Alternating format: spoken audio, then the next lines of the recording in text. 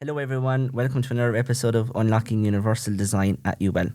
In today's episode, I will be speaking to Yvette and Isabella. So, to get us all started, let's introduce ourselves. So, my name is Sean. I am third year studying Business and Human Resource Management. I am currently working on the Universal Design and Inclusive Practice Committee at UL within the Centre for Transformative Learning. So, let's start with Yvette for our next introduction. Yeah. Hello, everyone. My name is Yvette, and I'm studying psychology and sociology in UL, and I'm second year. And my placement is currently in the Regional Writing Center in UL. That's great. Thank you very much, Yvette. And Isabella? Hi, so my name is Isabella, and I'm currently a second year as well, studying the BSc in Social Sciences, and my placement is with the AHSS Arts, Humanities, Social Sciences Faculty Office here at UL. That's brilliant. Thank you very much. Yep. So let's get started. So our first question for you all is, what did you know about universal design before starting the universal design for learning and beyond the classroom badge? So we'll start with you. Well, to be fair, I didn't know much before. When I hear accessibility, I often just think about physical accessibility of places, not really material or things you would come across online. So I learned a lot. I learned a very different perspective thanks to UDL. I learned a lot of great tips and tricks, but before interacting with UDL, I wasn't really familiar and I didn't see the problems people and users would come in contact online. Yeah, I think I'm the same because I think, being a wheelchair user myself, I thought, physical accessibility was the one. Really? But now I think looking back on that, it's so much more than that. And what I've learned in 5 months is a lot. Digital accessibility is obviously another big one as well. And, doing PowerPoint presentations for faculty and staff and posters and Word documents. And so it's, a lot more a bigger task than just... Yes, same for me. I didn't know how bad my posters were before I started working in UL and started doing the UDL course because, oh God, some of the posters were horrible and just not legible, even for average user. So, anyway. Isabella, what was your... Yeah, I mean, I was in a similar boat of not necessarily understanding the complexity of UDL and how ubiquitous it is. It's truly everywhere. It's in everything that we do on digital spaces. And then also, I kind of fell into the trap at the beginning of thinking that there was a specific set of rules for UDL. Yeah. That it was more of just a checklist where it's okay, so the fonts have to be sans serif and legible, and the colors need to contrast. But really, there's more of a social element to it, as opposed to just, as we've mentioned, the physical element, and for neurodiverse populations, the legibility element. So there was a lot more to it, a lot more social complexity than I initially thought. And then as we did the badge and I started redesigning some of the original posters, just like Yvette was saying, you realize that there are a lot of components that you miss when you first do a pass with the technology that we have in PowerPoint. It's never prioritized on PowerPoint. They never give you tips or suggestions that in the software itself that's supposed to help everybody. And I think in the age of AI as well, you have to actively and go and learn it. Exactly. It's not going to do it for you, which I think is brilliant in one way, that you have more of an understanding more so than just being done for you. Yeah. So I think learning the understanding and then putting it into practice and then seeing the results at the end, then how it affects other students is, I think, very important. 100%, Yeah. So thank you very much for that. So the next question is, what did you learn from the UD badge upon completion? So maybe talk about some of the UD principles or anything else that you kind of found interesting upon completion. One of the things that shocked me the most, I always believed images are make things more accessible, and I was really, really wrong. Or even links in emails and having to download PDFs and stuff like that. But main one was the images. I always thought having images to describe actions or to help people understand things through images is it's not accessible at all, actually. And they often miss, alt text and those very important features you would have for users. Yep. And sometimes images make things worse. Really, They do, really. yeah. Especially when you forget to add a text that would explain what the image means. And if you have just an image, I was oh well, that's it. Not everyone can access that, and it's very accessible. And also, how overly worldly can things be, especially documents? Yeah. You don't need to tell me like a whole paragraph about one step I need to take. Just tell me like a very in simple language what I need to do, and it makes even for everyone, it makes it way more easier. Yeah, I think that's the most. Yeah, I think for me, PDFs, I always used Oh, PDFs, yes, me and too, yeah. lecturers Yes, sending you PDFs, and I said, oh, these were great, and Yeah, we no, always 100%. thought they were the real deal kind of a thing, but now looking back that they're like so inaccessible. Yes. And also another thing, as you mentioned a bit, was the links.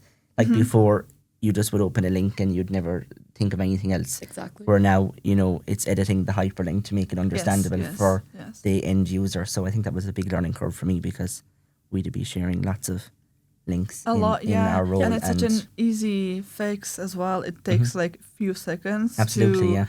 write down and put the hyperlink in, and not just like, oh, click here. Well, Yeah. where Yeah. am I going with where that? is this taking Yeah, me? And like, what is this? Yeah. Anyway, What- Isabella. Yeah, I 100% agree on the point that you made, Yvette, on the fact that when we implement UDL into digital learning spaces, it actually benefits everyone, not just specific groups of individuals who have specific visual impairments or auditory impairments. It's actually across the board beneficial. And I think that comes from the idea that a lot of the principles are about creating multiple means. I know we were kind of the theoretical framework is the multiple means of representing images, of engaging audiences. And for me, the fact that you can have different avenues to access information, especially when it's complex information, like something that would be on a PDF, detailed instructions, hyperlinks that may not be in plain English or are in a font that's inaccessible, no contrast.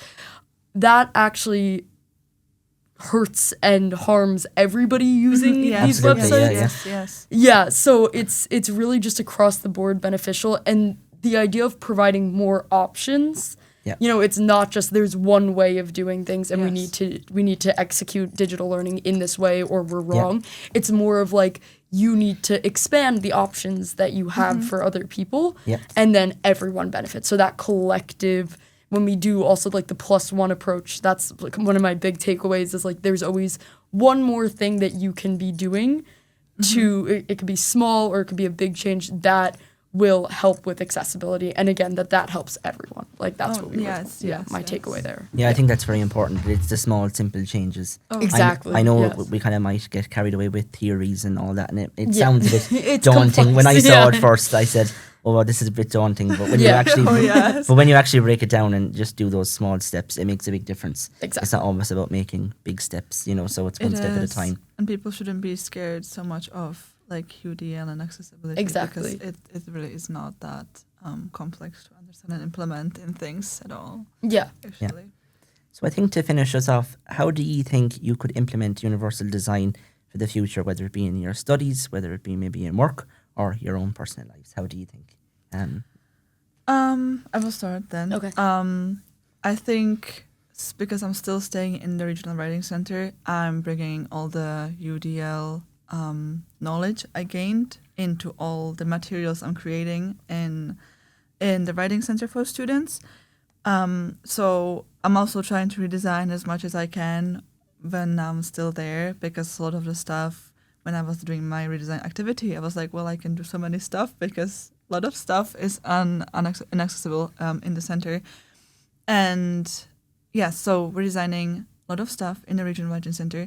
And even when making posters or promoting the center and making something that's going to be seen by a lot of people, always making sure it's accessible to most users, obviously. Yeah. Also, it gave me like a sixth sense, kind of. So now I can see really bad designs and really bad. Yes, absolutely, yeah. Yes, 100%, yes, yeah, yes, yeah. that's final sense, if you will. And even like websites and like professional websites, you will be surprised how Absolutely, yeah. bad they Yeah. can be. And I think that even like makes me kind of, if I interact with something that's quite bad, I have the tendency to help those people or give them like an advice if it's wanted, obviously, just so it can be better in multiple places, not just like in the regional writing center, if you know what I mean. But obviously, when I'm in my academic career now, I don't know, giving presentations, giving PowerPoints, creating academic posters, I now know how to make it better for everyone. So I will be taking with me during my professional career still in UL, and then in my academic career in the future as well. Yeah, similar to me, I have another 3 months left in my Yes. job. Wow, yeah. So, I'm dealing with a lot of teaching staff, Yes. support staff. Yeah. So, trying to teach the concept of universal design to as many as I can and get the message across to make it not Exactly. so much, as a not talked about subject. I think it needs to be talked about more and highlighted more. Yeah.